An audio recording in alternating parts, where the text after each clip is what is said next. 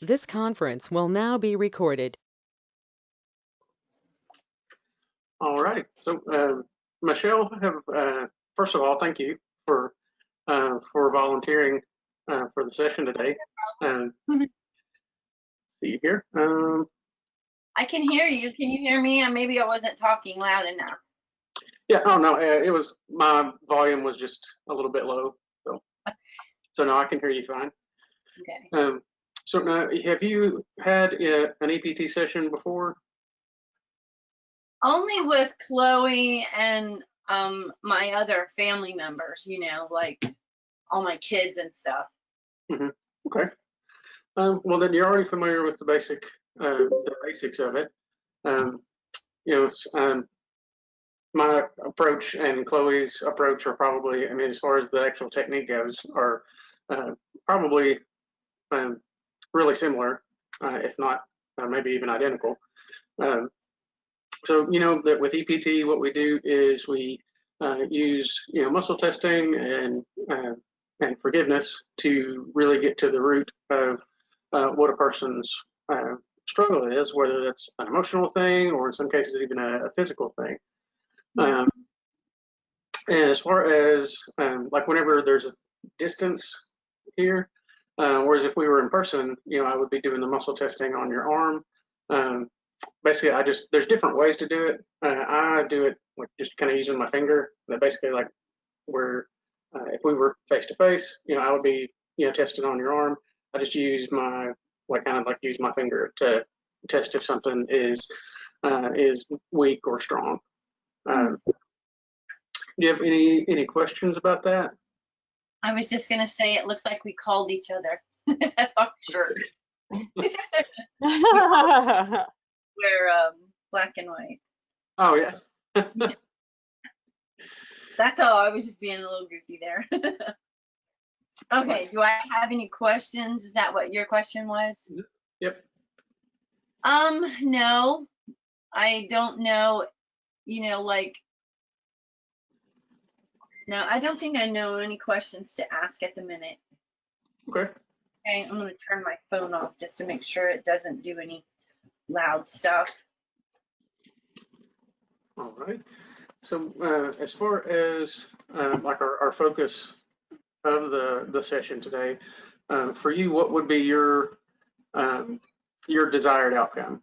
Like if you could put that in a positive statement, what is it that you would like to walk away from the session with today, having been changed? What would I like to see changed in my being? Mm-hmm. Yeah. I think that I would like to feel like I belong somewhere, and if that is that any kind of something to work on or not? Like I feel like I don't really belong anywhere, or that I'm alone a lot, more than I want to be and stuff. Yeah. I don't, I feel like I try to reach out and stuff, and even though I try to reach out, it just seems like I'm always just pushed back up against the same wall. Yeah. And I know that I need change in, in my future. I'm open to change in my future and becoming more open and adventurous meaning I don't have a lot of confidence like going out on things on my own, and the more and more and more I see, the more and more and more I still find myself kind of walking alone, and I need to learn how to handle that better. Yeah. Well, and that feeling of wanting to belong, I mean that's one of our basic needs as people. Even people who may be more like as far as their personality, who may be much more introverted, still need to feel like they've got a spot, and sense of connection. But I've got I've got places like where I go, like even at my church. I mean, I know a lot of people's names and stuff like that, and I speak to them and Mhm. stuff like that. But they're still not that, that intertwining of, like where they're actually a part of your life instead of just somebody that you brush up against every once Yeah. in a while. And it seems like, the people that I do I try extra hard to try to be a part of their life. I see myself kind of pouring into their life, but I'm pouring into their life, but their life pot already has a lot of holes in it. So I'm pouring in it and trying to build them up and create a relationship with them and me, not just for my sake, but for their sake too. But then they turn around and just decide to work on another relationship more so. And even though I pour in, I feel like my cup is empty still.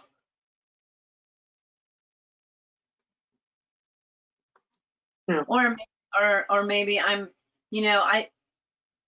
I've had to be strong in my life and had to just do a lot of different things that a lot of times I didn't really know what I was doing. But I mean, I either learned or I made a mistake or whatever.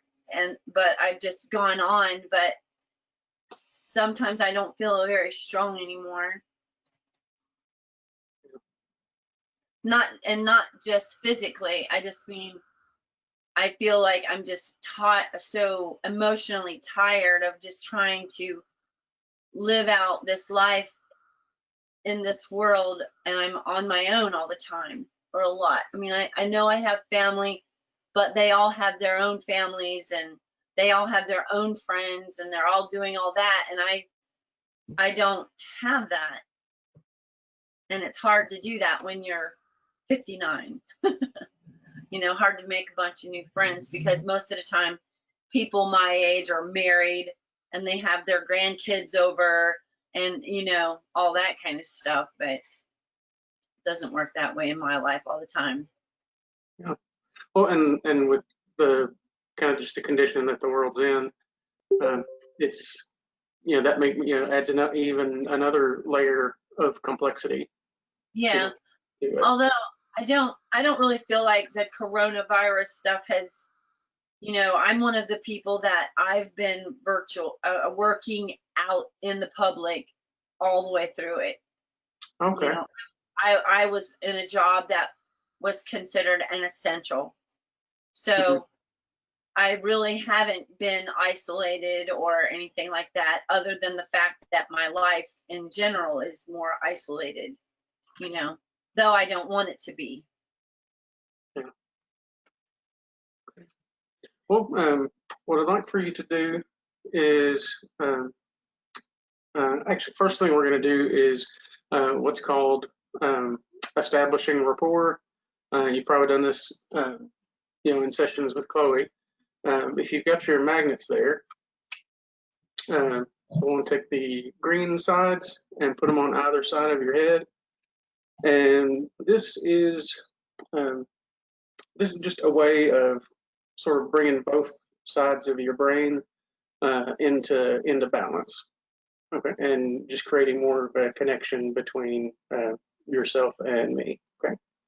Okay. So if you would just squeeze in gently and take in 3 deep breaths.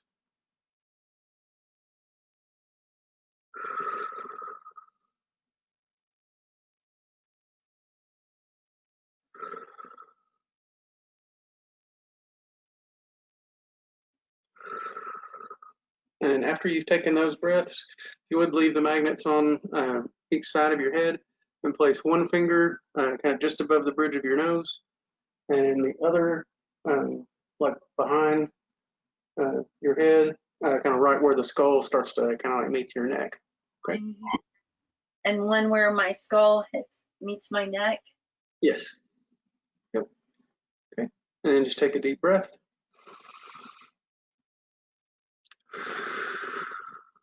2 more.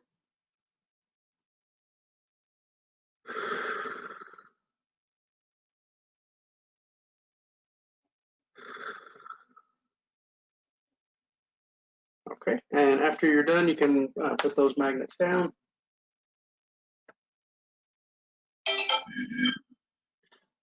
All right, so if you would just think about that focus that you said about, just wanting to feel like you belong, and being able to reach out, and then also have others reaching back out to you. Especially like what you said. It was just a very good way of explaining it, that you're pouring out into the pots of others, and feeling like nobody's pouring back into you. Okay. So that's going to be our focus. And okay, yeah, and that test week as something that we can work on.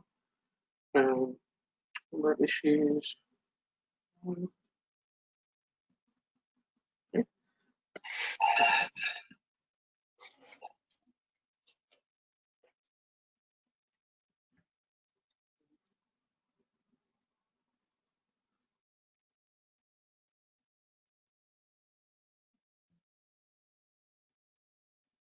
Okay, so I just tested the number of issues that we're going to be working on to get this cleared and changed for you. Tested as just one issue.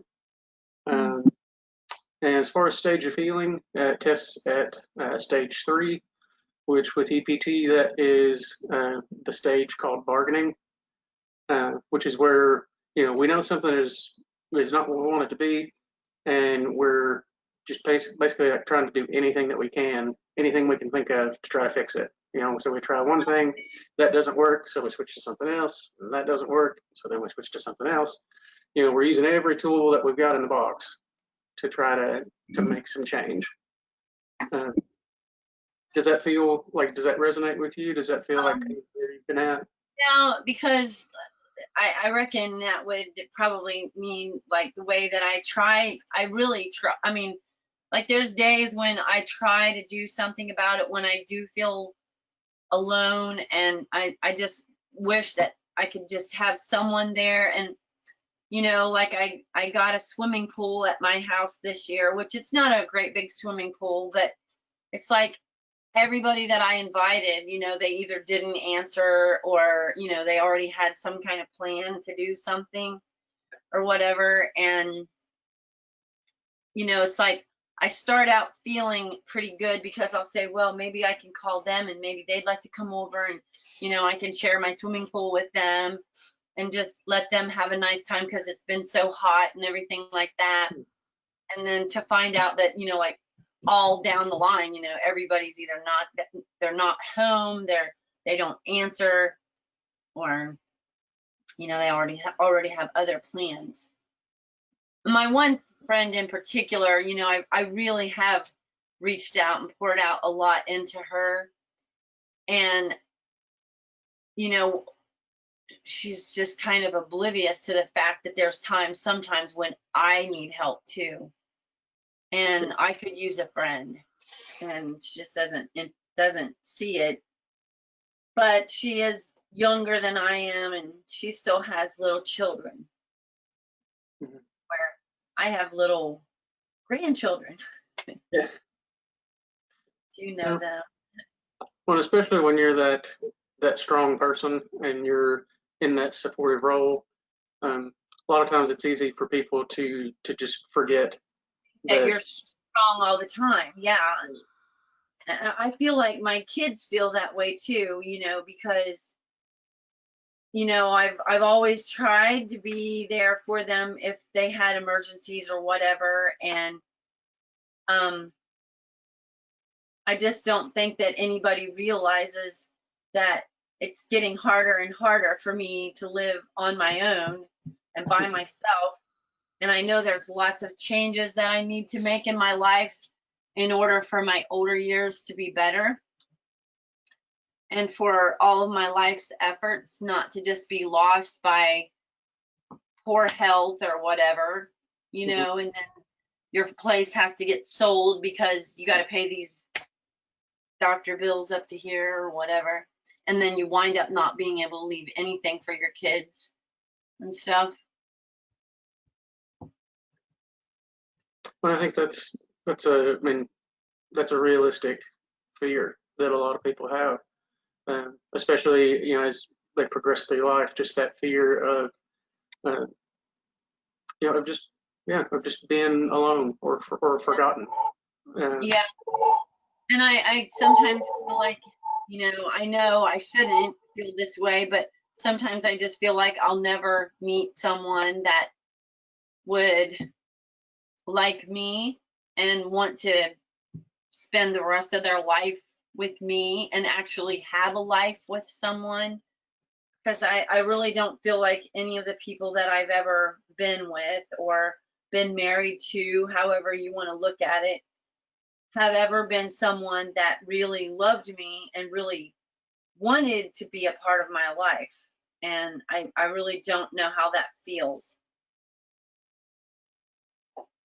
I'm just making some notes here real quick.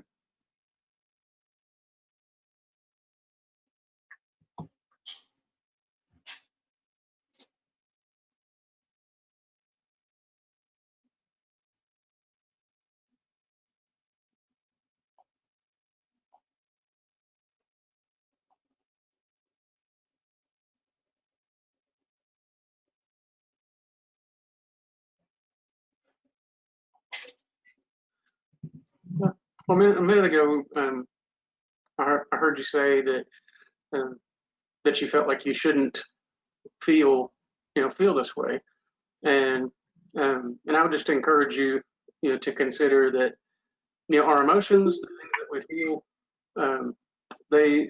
they are what they are, you know, and we really can't necessarily uh, judge the emotions. Um, we can just judge how we respond to them. So, you know, we may feel a certain way.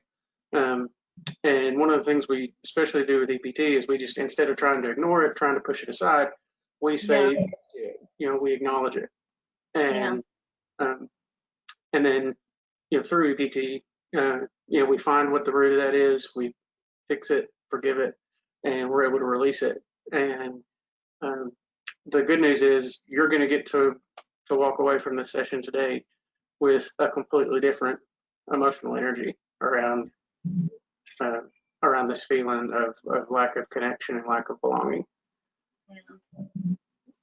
Well, it's kind of like today, you know, I came here to meet with Chloe and I thought, well, I'll probably only see Chloe. But like right now, 3/5 of my family are here.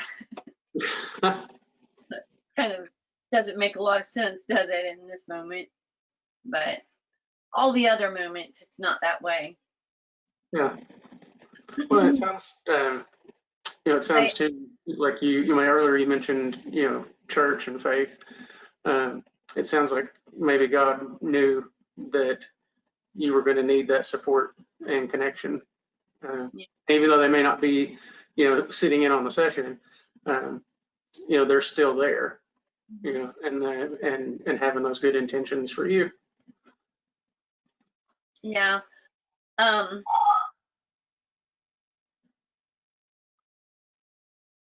was going to say something, but I forgot what I was going to say there. But maybe it'll come back to me. Okay. Well, I was just testing as far as like the organs and emotions. Like I said, with EPT, you know, we know that the different organs tend to hold, you know, different. I mean, an emotion can get stuck, you know, anywhere in the body, but we know that they tend to, specific emotions tend to gravitate towards specific organs. And the first one that's testing today is the heart. Yeah. I've always thought a long time ago that I would die of a broken heart. Mm-hmm. Well, and you know, we know. Like, and I know that.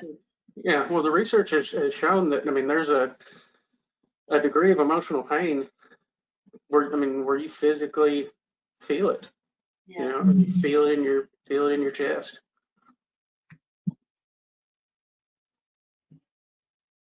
I'm gonna turn this little fan that's in here over here on me. Okay. There's not much air in here going around. There's a little fan. Now I got some. Okay. Thank you. So the emotion that showed up was unrequited love, which fits right in with what you've been describing, of just that sense of, you know, the love is going out, you know, but it's not coming back in. You know, Well, not I feel that a lot. I feel that a lot.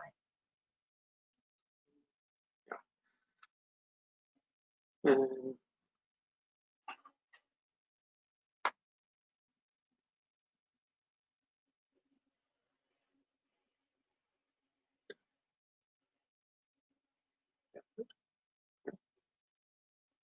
yeah, it's just in that unrequited love of just family not returning that effort, you know, that connection. Yeah. My favorite show when I was little, and when I grew up and had my own children, was the Waltons. I mean, it would have been okay with me if my kids stayed at my house, you know, the whole time, and had grandma and grandpa and everybody else there, you know, and Goodnight John Boy and Ellie Mae and all that other kind of stuff. It would have been okay with me. So living by myself, I've been living by myself since 2010. So I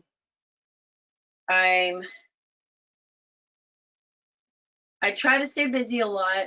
I stay too busy most of the time, and you know, I enjoy, I mean, my house and my home is a representation of me. It's what I have. I like being outside, and I like planting flowers and gardens and fruits and all that kind of stuff.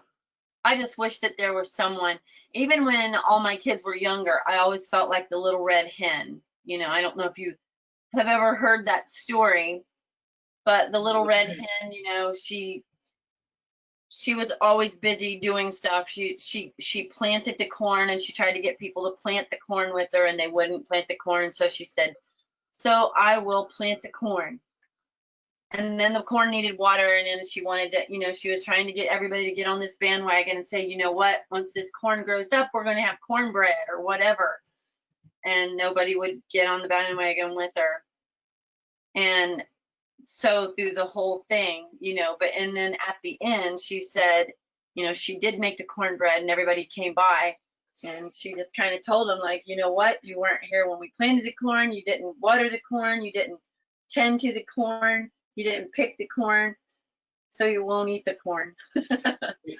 That was that story, but it's not so much that aspect of it that I'm saying is a part of my life. It's just all the different interests that aren't there, you know, not even in the slightest little bit to just say, you know what, I'm going to try to spend time with you, and I know that this is what you like to do. So whether I like it or not, I'm going to give it my best shot. Yeah. Basically, the only person that I've ever had in my life that ever really, you know, like if she would come along beside me in whatever task or endeavor I had, and she would help, you know, to her best level of understanding. And, you know, there wasn't anything that I could ask her that at that moment that she wouldn't try to help me with. And there were a lot of times when there were so many things that I didn't even have to point things out for her. She would see it before I had to say anything, you know. Who was that person? It was my mom. Your mom? My mom, she always told me that there isn't anything that if I put my mind to it, that I couldn't do. And that is pretty much my mindset, although I know that a lot anymore. I get really physically tired. I get physically tired of trying to, just like yesterday, somebody asked me to go kayaking, and I'm like, oh man, I would love to go kayaking, but I'm so tired, and I have to go out in the garage, and I have to get the kayak out, and I have to find a paddle, and I have to get my vest, then I have to load it by myself, you know. But I did it. I did do it. And then when we went out there, we weren't able to go. So, Oh, you know, I spent a lot of energy that I don't have, that and trying to do something that I would love to have done, but it just didn't work out. and But because I correct me didn't, if I'm wrong, but didn't you lose your mother last year? it was this year on There was Mother's Day this year. Yeah, Yeah. that's a huge loss. Yeah. And on a really significant day too.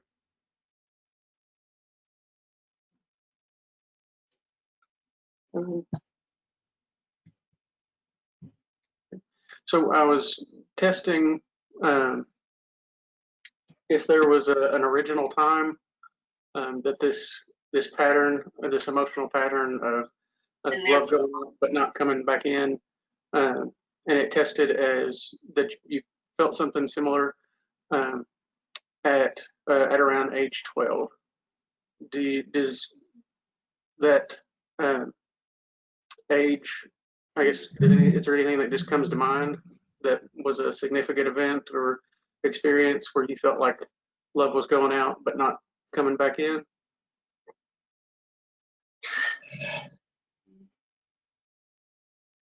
pretty much most of my younger life, I spent a lot of time at my grandparents' house, and my grandpa, I knew my grandpa loved me.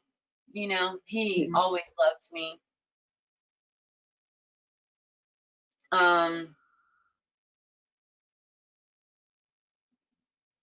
I can't really say that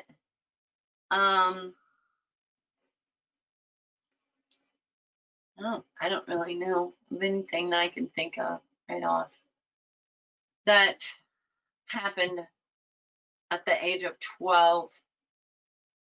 Could it have been, or just like, wouldn't even maybe necessarily be a family member? Could it have been, uh, I mean, even somebody like from school or um, just what's coming to mind is like some kind of like gesture where you like maybe intentionally, and I'm not trying to um, like make this up or anything like that. It's important that it be something that resonates with you. But was there a time that you did something um, that was just like a special gesture to somebody and or for somebody, and they either just didn't notice or didn't seem appreciative or anything like that ever happened?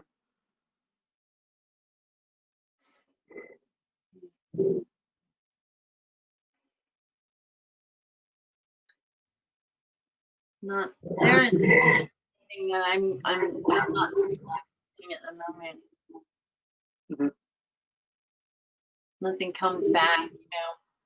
I know that the most part of my childhood, horses were my refuge, and my grandpa was the one who always had a horse for me or a pony, and he always let me grow up with it and everything. And if I outgrew one, he'd always get me a bigger one and stuff like that. But I don't know. I don't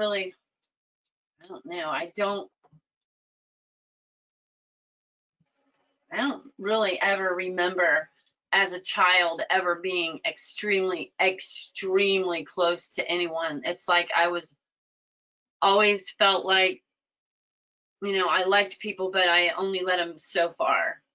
You know what I'm saying? But Yeah. I mean, I knew my grandpa loved me, and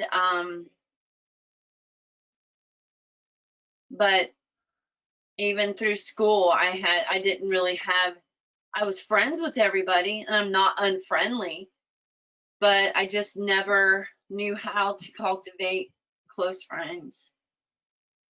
Yeah. I think the reason why is because in order to have a close friend, they have to know you. They have to know, close friends know a lot about each other, and they have to, and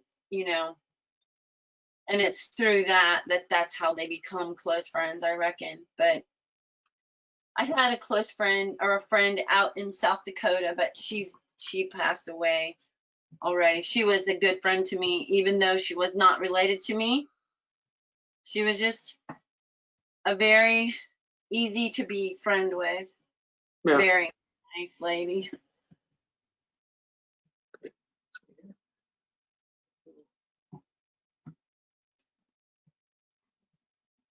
Yeah. Okay. I mean, there were several things there to take a look at. Hang what's- on. Oh, sure. Hold on just a minute, because I did something and I don't see you anymore, and I don't know how to fix that. Oh, okay. Chloe, really quick.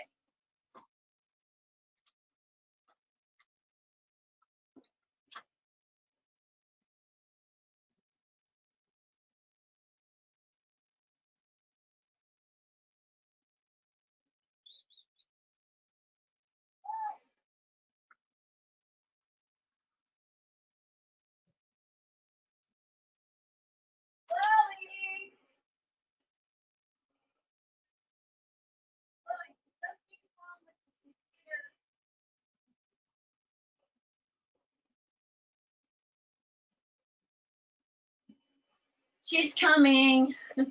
Okay. Can you still I hear me okay? hear you, but I can't see you. I moved this thing. Is that what I did wrong? I don't know. I turned it around, then I touched it. I don't know, but it just went away. He's just back here. Oh, okay.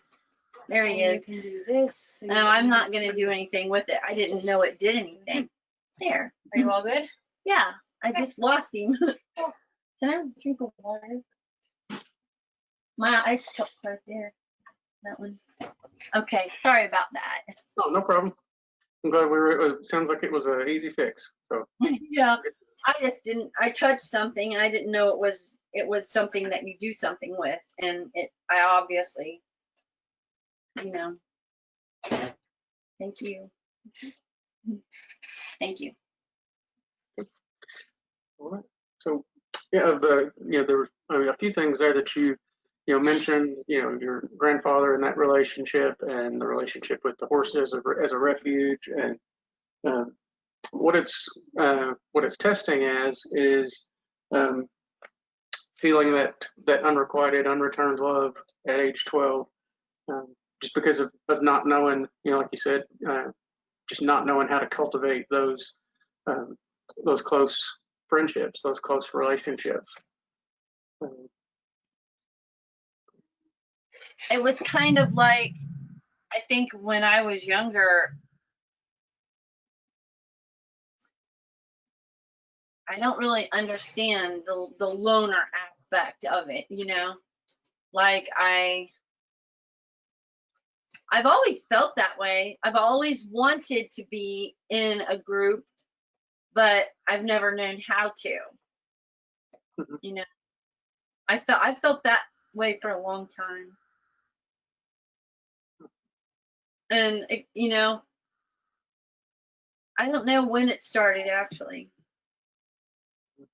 But I've always, been in my childhood, I would go to my grandparents' house and it would just be them and me.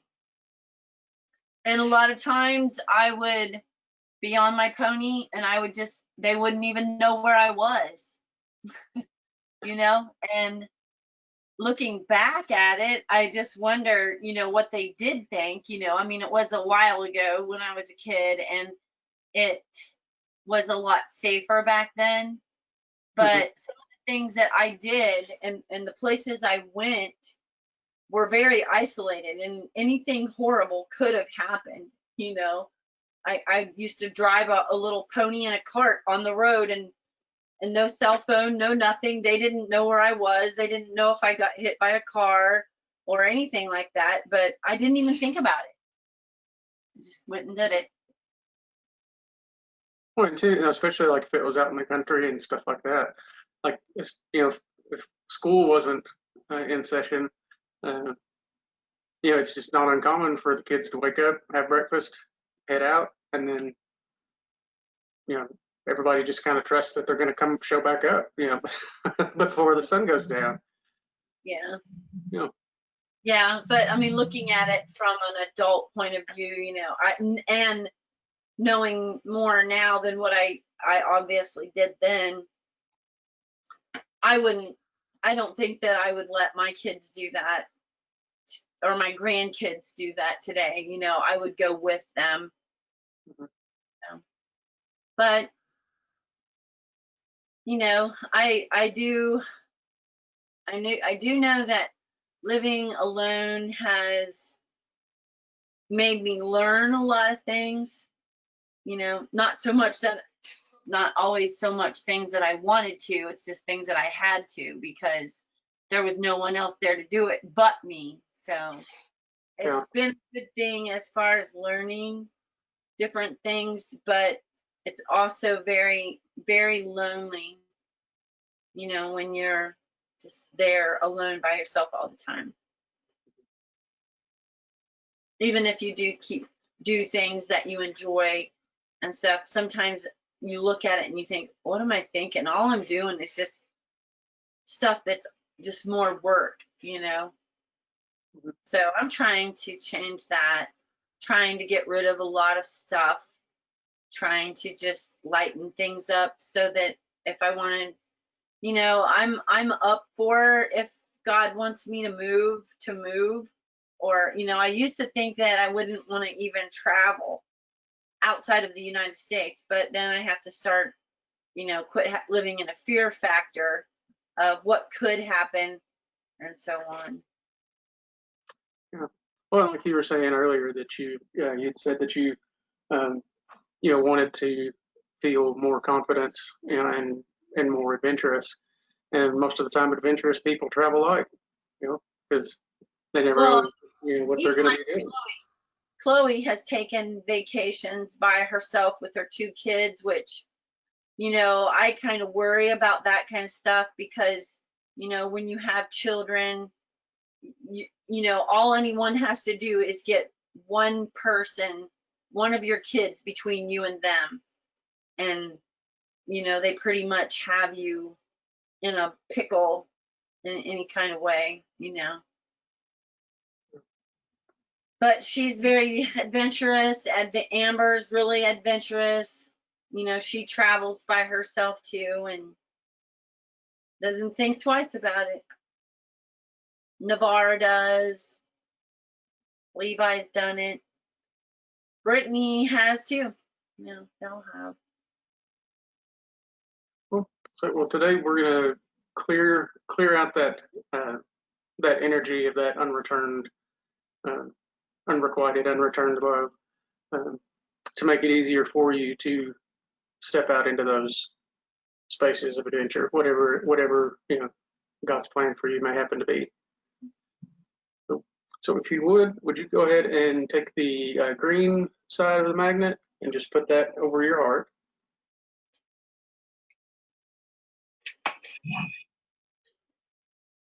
Okay. Now we'll take the other green magnet and we'll put that on your forehead. And we're going to do 3 deep breaths to disrupt that pattern of unreturned love from age 12.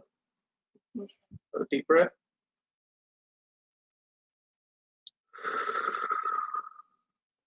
And 2 more.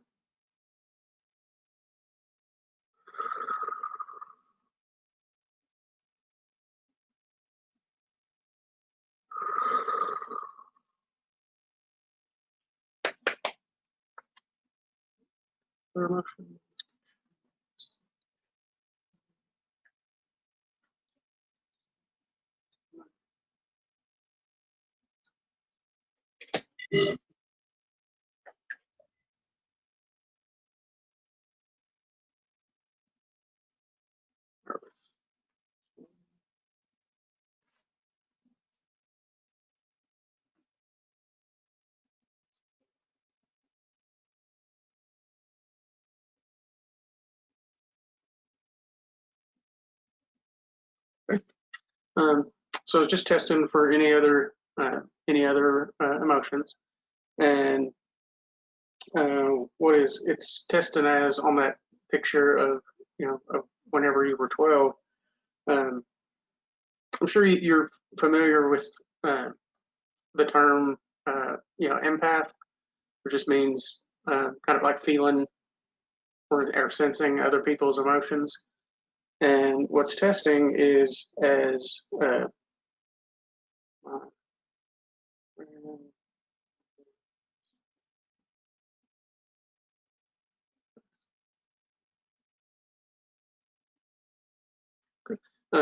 what's testing is that at age 12, um, the next emotion is nervous, but it's not testing as your emotion. It's actually testing as your grandfather's feeling of nervousness. Uh, is there anything specific? Do you think? I mean, you described a minute ago that that you were used to go out and be gone kind of in some remote places. Um, does it make sense to you, or does it resonate with you that your grandfather might have felt nervous about that? Especially like you mentioned the horse in the cart. Yeah. On the road. Looking back at it now, and I can see how I would think that they might have had some concern and stuff like that, on that. I mean, as an adult myself, looking back at it, yeah, because I know I get that way, like, trying to, like, I had my granddaughter Avelia, and she was in my swimming pool, and I had to go in the house, and I'm sitting there thinking, I shouldn't be in the house. I should be out there watching her in case if she has some kind of accident or something in the swimming pool. I don't know. Maybe that, that kind of fear type factor. Yeah, and a lot of times whenever we're taking on other people's emotions, it's because we recognize that they're feeling something, and it's almost like our way of trying to lighten the emotional load. So yeah, it's not. I mean, it doesn't, based on how you've described it, it doesn't sound like there's it's any stretch to think that you might have been going out, to hop in your cart, and your grandfather maybe encouraged you to be extra safe, or look for cars, or things like that. And just as a child, you don't want him to feel nervous, and just being like, oh, don't worry, Grandpa, I've got this. And, like nothing's happened yet, so what? Yeah, yeah. I think in a way, maybe it made me feel unprotected. You know what I'm saying? Mm-hmm.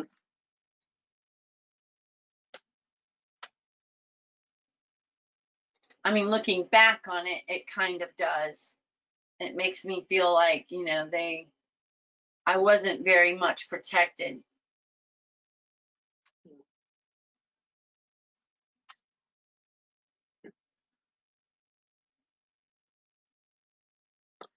All right. So to clear, disrupt this pattern of that your grandfather's nervousness, we're going to take the green magnet again and put it on your stomach, and then the red magnet on your forehead. And as you take 3 deep breaths in and out, just want you to feel that nervousness, and just breathing it out and disrupting that pattern. So 3 deep breaths.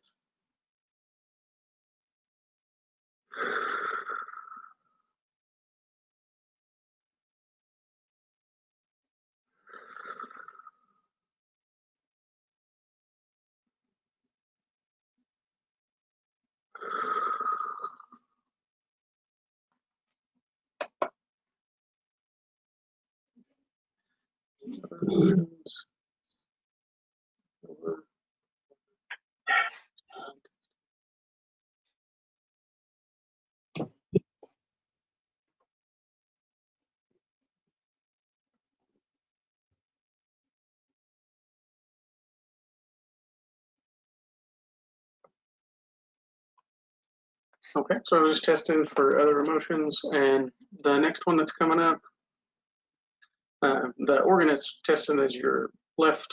Well, I guess it probably looks like I'm pointing to my right. I don't know, but is your left lung, and the emotion is your sadness.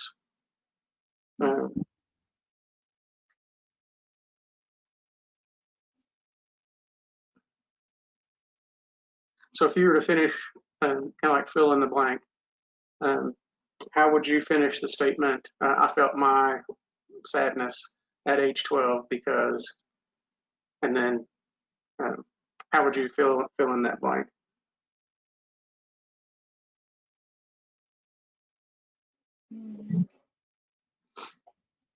Would you say it was just because of that, like that lack of connection, or not, maybe not feeling? I mean, it's, it's your words, of course. Maybe not feeling like the other Saying kids. that Or, I didn't feel like I was very close to my family, and like I can recall times when I was a kid that my mom and dad and my brother would all be in the living room watching television, and I would be out in the kitchen sitting at the table sewing, by myself. yeah. I didn't want to watch television. I wanted to make something. And so, since I didn't want to just sit there and be like a tube zombie, I was out there by myself. And that was a lot of my life, is that even as an adult, I mean, the jobs that I've had, I've not been around, so that family time was very much, or if I did have an activity that I was able to make it to. Sorry, I've been up since 4 o'clock today, Oh, so wow. I'm wiggling around. I had to take a friend of mine to the hospital today to get an operation, and Oh, sorry. Hope everything went okay. it's No. not good. He has cancer, and they thought that he was going to be able to, they were going to be able to cut a part of his colon out and, get the cancer, but it's actually grown up into his stomach too. So basically they didn't operate on him at all, and there's absolutely very little or nothing they can do for him. So, Sorry, and that's really hard news to hear. yeah, it's been a very, I don't know. I think that it's a situation where it's allowed me to see the need of someone else that can't do for themselves. Like once Guy started getting sick and stuff, I've been cleaning house for him and everything, and and I do for him the things that he can't do for himself. And in turn, he helps me with stuff, like he's really good on the computer and stuff like that. So it is like I'm losing a friend, and I have his dog, and I know I'm seeing in before my eyes a second person that is knowing that there's something wrong with them on the inside, and that no one can do anything about it. No human being Right. can do anything about it. And, I'm just trying to I'm trying to do things that are acts of kindness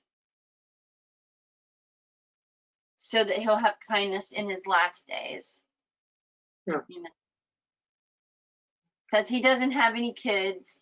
I mean, he and I are a lot alike in that way. He lives in this state, and he only has one niece that lives in this state, but all of his other family lives in another state. And he doesn't have any kids of his own, and he's not married, and he's all alone. And so I kind of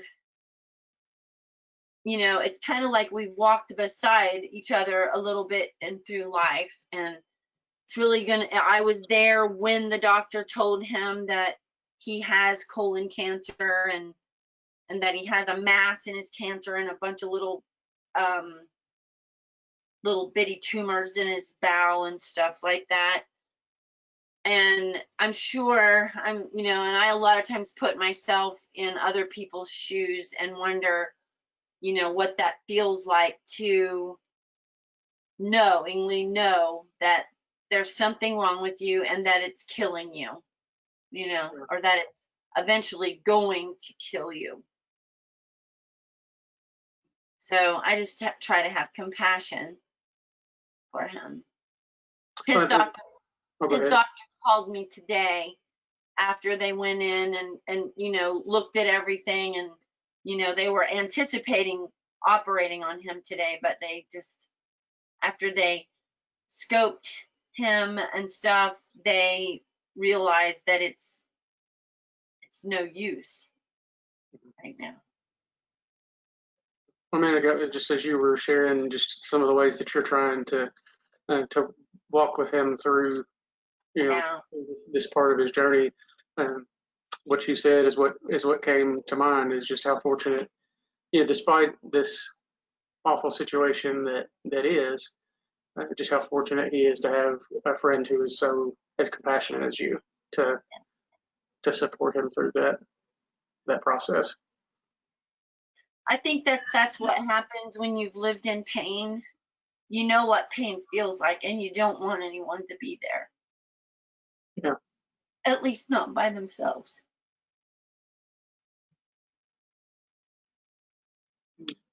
Is it okay to ask his first name?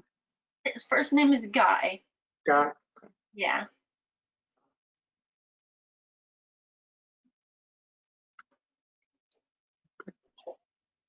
I just wrote his name down because I'll be praying for him and for you through this process. I try to think of like what his mind is mentally, you know, going through. Mm-hmm. Understanding that there's nothing anyone can do for you, and that you have this condition in you, and it's just eventually going to consume him, you know, and he has to have a mindset. And I'm sure today, well, I don't even think that he knows yet, because he isn't quite awake enough that the doctor has talked to him.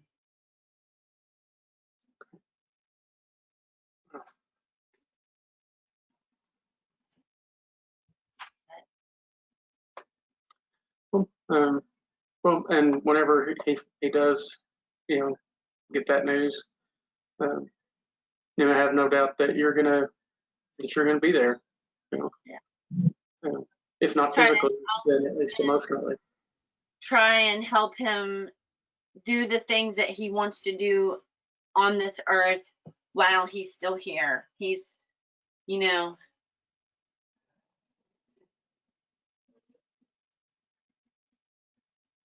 that's it. That's all I've basically been doing, is just helping him through this time. I kind of thought that with as much pain as he's in and stuff, that it wasn't going to be a good thing. I wasn't going to put my mind around that yet until after the doctors confirmed it, but I don't know. Well, and you know, one of the things that, I mean, because we all share this this sense of connection, and one of the things that we find with EPT is that as we are healing things in us, it can change the dynamic and change and bring healing to other people as well. Mm-hmm. I don't know. I just have no doubt that by doing this work on you showing up for yourself, to have these emotional patterns disrupted and new ones put in their place, that's going to bring relief in some form to Guy as well. So not to so to disrupt this pattern of the sadness at age 12, we're going to use it's going to be red and red. So we're going to put the red magnet over your left lung, then red magnet over your forehead. Over my left arm, like this. Over your left lung, yeah. On my left lung. And we're going to do 3 deep breaths.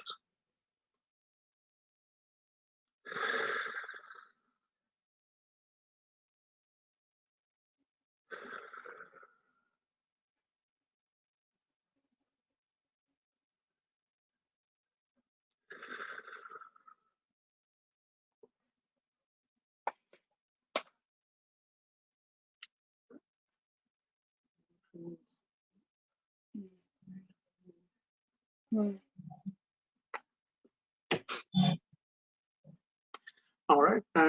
Not testing any other emotions, so we're going to go on into the forgiveness statements. And there's a couple of ways that you can do this. If you want, you can put either magnets. You can either hold them with the red side, against your right palm. You can do that, or if you would prefer, you can put a red magnet under your right foot and a green magnet under your left foot, and that will leave your hands free to rub those fear and release points just under your collarbone that you probably had in in-person sessions. Red sides up on my feet. The red under your side up under your right foot, and the green side up under your left foot. I've got it that way. All right, and then if you can find those fear and release points, they're just under the points of your collarbone. So you'll feel your collarbone, and if you go just right underneath there, it's kind of like almost like little squishy spots in there. Yeah. And what that does is it's used in acupressure.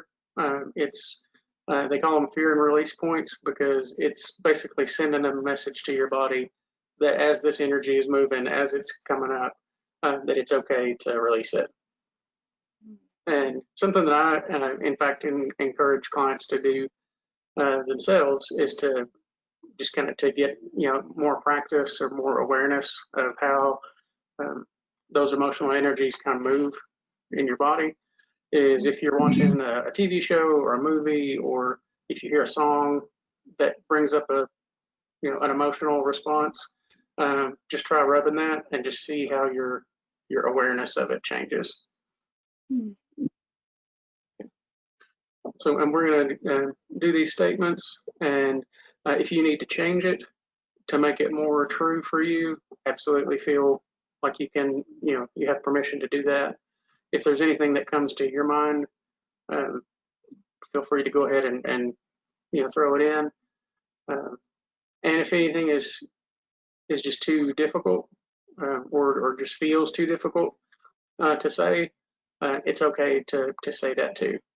Okay.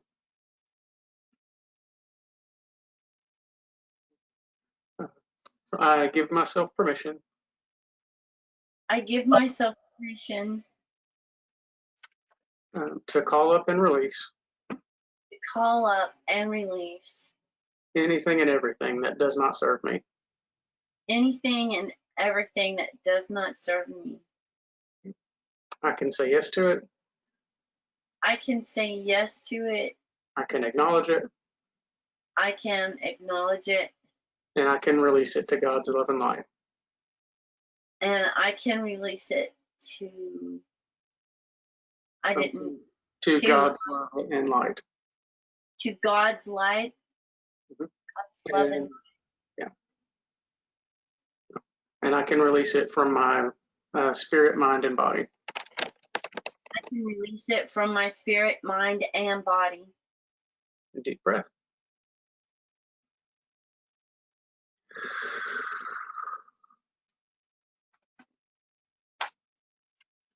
forgive myself for believing I forgive myself.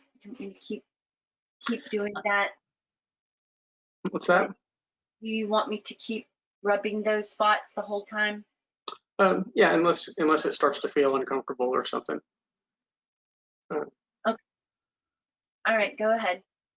I forgive myself for believing I forgive myself for believing that this loneliness that this loneliness and lack of connection and lack of connection is true for me, is true for me, and that it's always going to be true. and that it's always going to be true. Deep breath.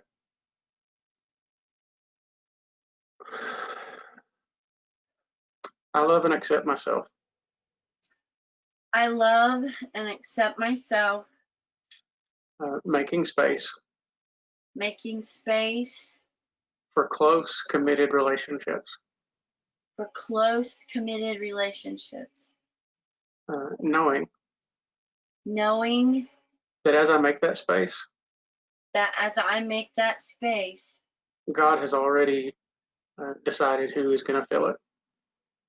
God has already decided who is going to fill it. Deep breath.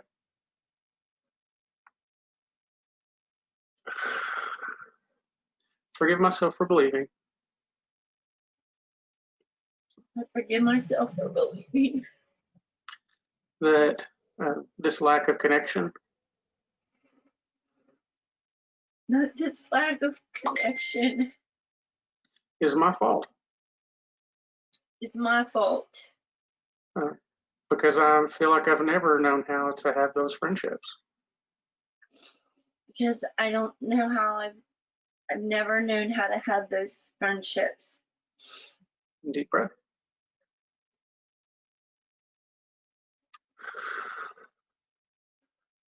I love and accept myself, I love and accept myself, knowing that I'm not defective. knowing that I'm not defective. I'm exactly the person that God made me to be. I'm exactly the person that God made me to be. And I can attract And I can attract and create and maintain and create and maintain healthy, loving relationships healthy, loving relationships where the love is going out where the love is going out and it also flows back to me.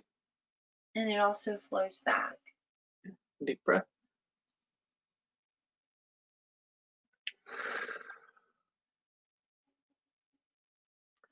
Forgive myself for believing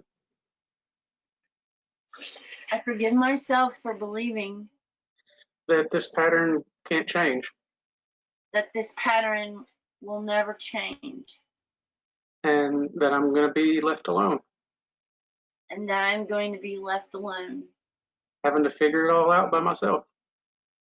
having to figure it all out by myself. Deep breath.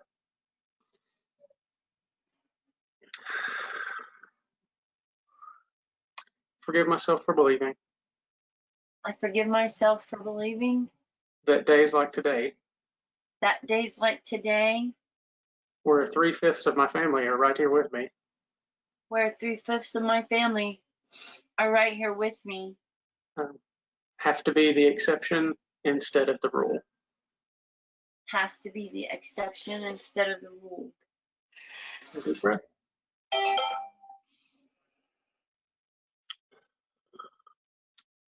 Forgive myself for believing I forgive myself for believing that I have to be that little red hen, that I have to be that little red hen.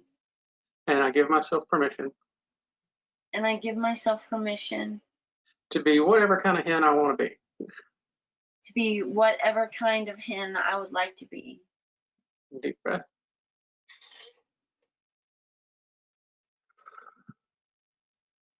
I forgive myself for believing I forgive myself for believing that that nobody can love me,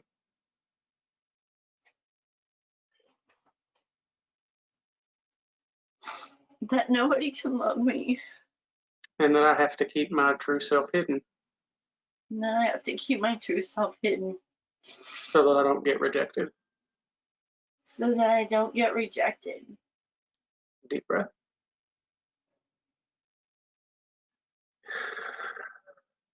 Forgive myself for believing I forgive myself for believing that relationships always equal rejection. that relationships always equal rejection. Deep breath.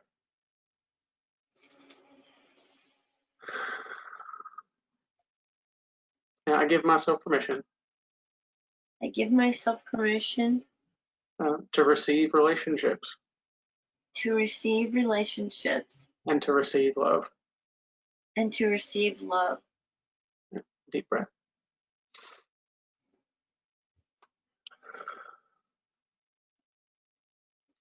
I forgive myself I forgive myself for holding on to these emotions for holding on to these emotions of unrequited love, of unrequited love, of nervousness of nervousness, and sadness.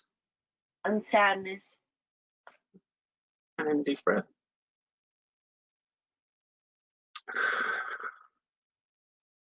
Forgive myself for believing I forgive myself for believing that I have to hold on to these negative patterns that I have to hold on to these negative patterns to keep myself safe to keep myself safe from loving and being rejected.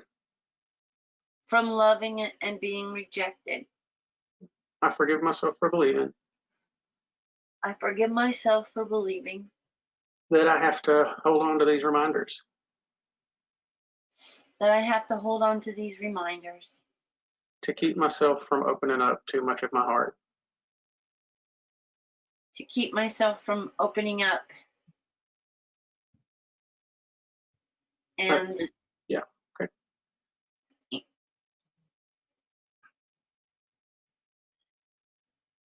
keep myself from opening up and having friends.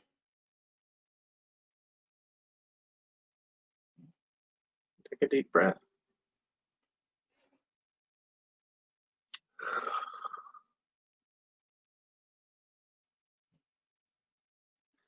I forgive myself for believing I forgive myself for believing that because I've heard it's better to give than to receive, that because I've heard that it's better to give than to receive, that means I've always got to be giving and never get to receive.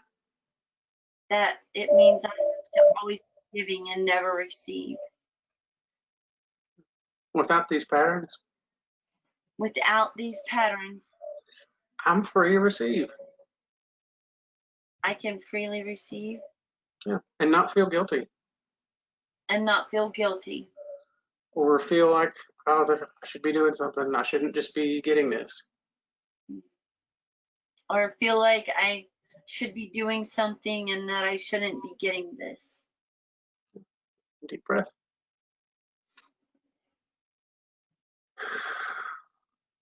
I love and accept myself. I love and accept myself, Being a person being a person who can live in balance. who can live in balance. Yeah. Deep breath.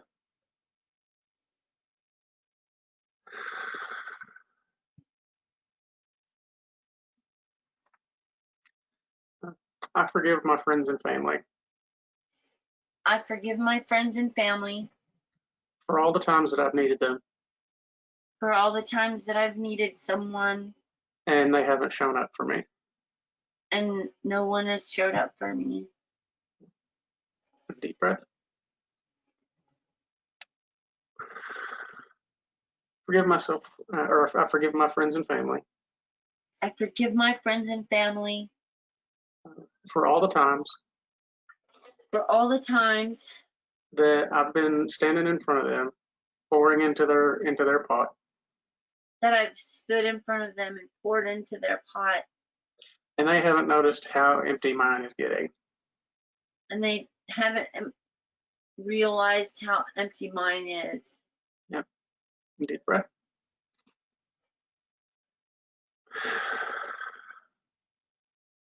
I give my friends and family permission to forgive me I give my friends and family permission to forgive me for all the times for all the times that I have expected them to meet my needs. that I have expected them to meet my needs, And instead, I can move forward as a person I can move forward as a person who lets God meet my needs. and I didn't hear that. Who moving forward as a person who lets God meet my needs. And I want God to meet my needs in my relationships. Whatever that looks like. God can do it however he wants.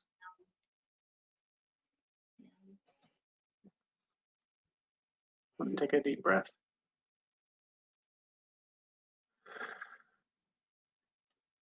So without this pattern So without this pattern of unreturned love, of unreturned love, I create more space I create more space to feel secure, to feel secure, to feel safe, to feel safe, and to feel complete. and to feel complete. Deep breath.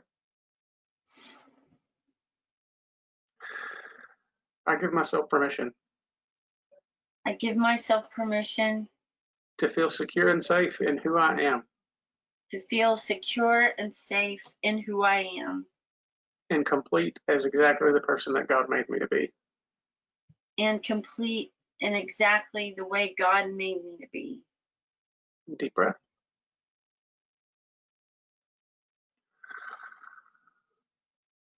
But without this nervousness, That without this nervousness, I can go into all of my relationships I can go into any relationship knowing that I am worthy knowing that I am worthy of giving and receiving love of giving and receiving love and having real deep connection. and having really deep connection. Deep breath.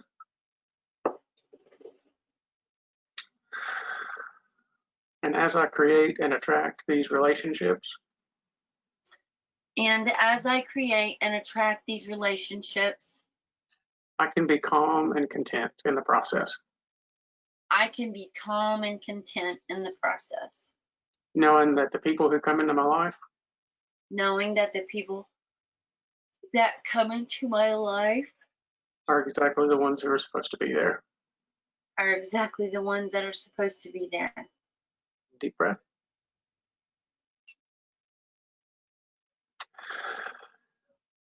Without this pattern of sadness, Without this pattern of sadness, I can feel joy and happiness, I can feel joy and happiness, and I can feel relaxed in the process. and I can feel relaxed in the process. I can just lean in to God and my relationships I can lean into God in my relationships and know that I'm safe. and know that I'm safe. Deep breath.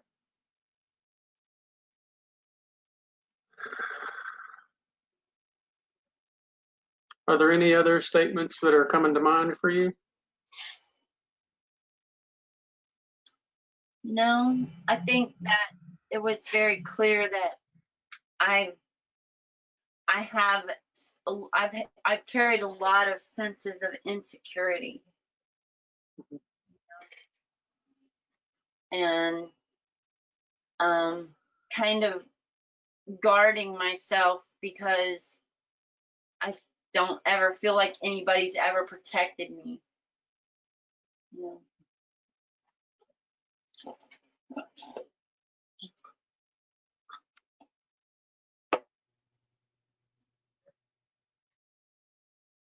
Okay, I'm just going back and testing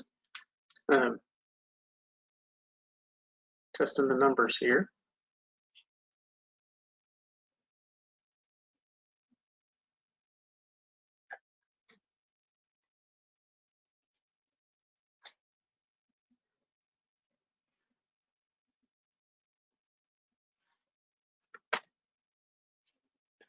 Yeah, well, and what you said about not feeling like anybody, ever protected you. I mean, that makes sense, especially, kind of like with what you were saying, um, about the situation, with your grandfather, that they let you, kind of go out. Would you mind if we did just a couple of statements on that specifically? No, that's fine. Um, so I forgive myself for believing I forgive myself for believing that because nobody was there to protect me when I was a child, because no one was there to protect me as a child, that I'm unprotected now. that I'm unprotected now.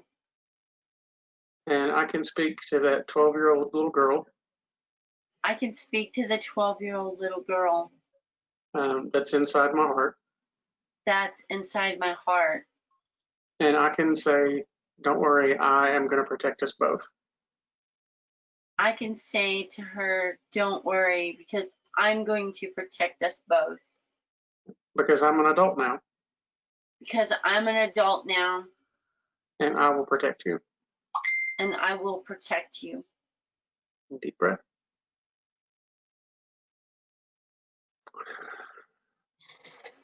And I forgive my grandfather And I forgive my grandfather for leaving me vulnerable for leaving me vulnerable and not protecting me and not protecting me from the dangers that could have happened.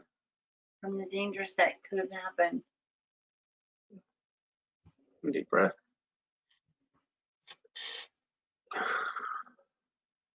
And I love and accept my grandfather, And I love and accept my grandfather, knowing that he loved me.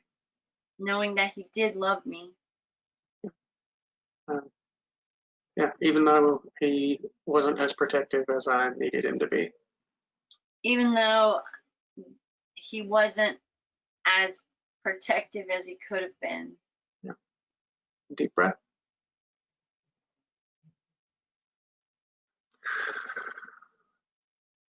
And without these patterns,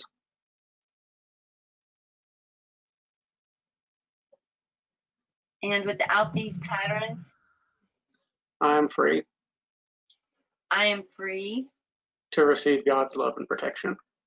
to receive God's love and protection. Deep breath.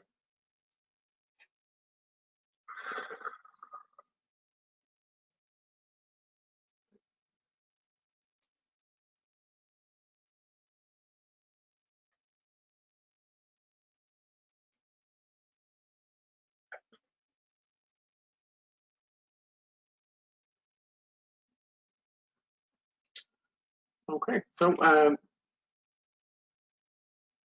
I tested the things that we started with. So when we started, your stage of healing was 3, and now it's tested as 7, which is awesome. As you know, stage 7 with EPT is called creation of new life. That means that you are not coming at this with the energy of bargaining and, well, how do I fix this or how do I fix that?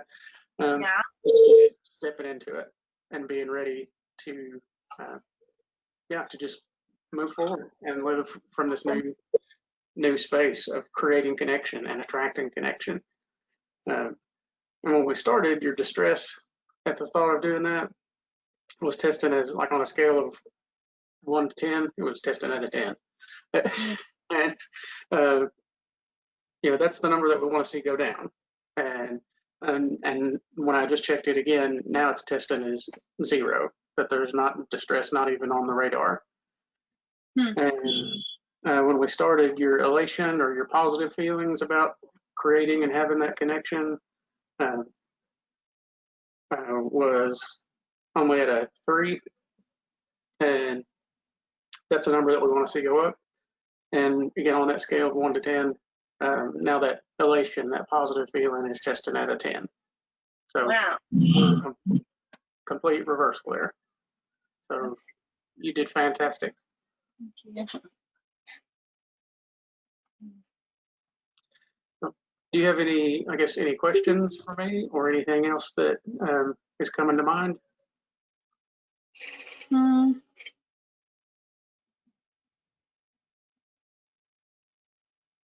No. I wonder how do all these emotions affect your body and all your systems? Well, it can affect. I have problems in my knees.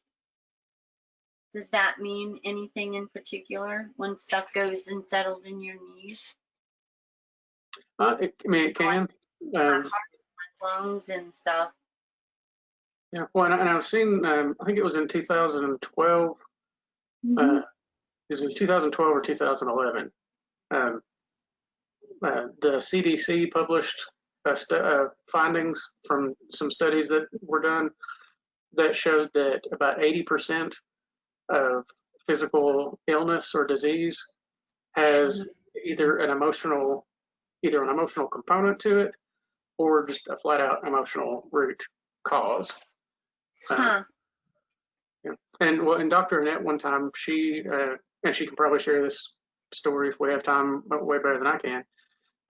But that she had a client who had been he had it was knee pain, and it started when I believe it was his son started to play football.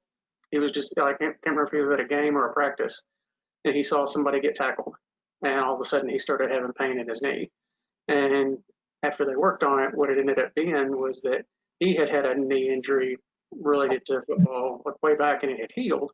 But whenever he saw that happen, it triggered Emotion. the emotion triggered physical pain. Hmm. Yeah. So by doing this work, by working on these things, we're improving our physical health as well as emotional and relational. Yeah. Okay. All right. Well,